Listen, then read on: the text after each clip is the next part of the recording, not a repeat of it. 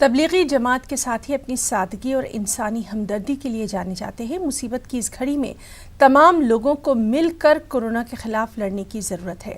تبلیغی جماعت کو نشانہ بنا کر کچھ لوگ غلط افواہیں پھیلا رہے ہیں۔ اکولہ کی تبلیغی جماعت نے جماعت کے ساتھیوں کے متعلق انتظامیہ کو ہر طرح کا تعاون پیش کرنے کی اپیل کی ہے۔ اس بیچ عوام اور میڈیا سے غلط بیانی سے بچنے کی گزارش کی گئی ہے۔ مرکزی وزیر سنجے دھوترے نے واضح کیا کہ اکولہ میں جن لوگوں کی جانچ کی گئی ہے ان میں دہلی وغیرہ سے آئے ہوئے صرف تبلیغی جماعت کے لوگ ہی شامل نہیں ہیں، بلکہ ایسے بھی لوگ ہیں جو کہ اپنے ذاتی کام کے لیے سفر کر رہے تھے۔ کہ اکولہ تبلیغی جماعت پرشاسن کو پورا ساتھ دینے کے لیے تیار ہے اور وہ ساتھ دے بھی رہی ہے۔ اس لیے میں سبھی ناگرکوں سے گزارش کروں گا، آہوان کروں گا کہ وہ کسی بھی قسم کی افواہوں پر دھیان نہ دے اور وہ اپنے گھروں میں سرکشت رہیں، اپنے گھروں میں رہیں۔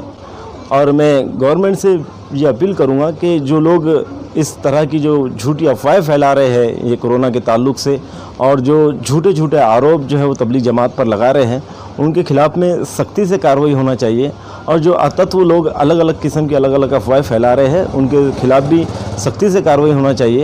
लोक होते ज्यांचे नावं आली किंवा आज तुम्ही जे वर्तमानपत्रात बातम्या वाचल्या त्याच्यापैकी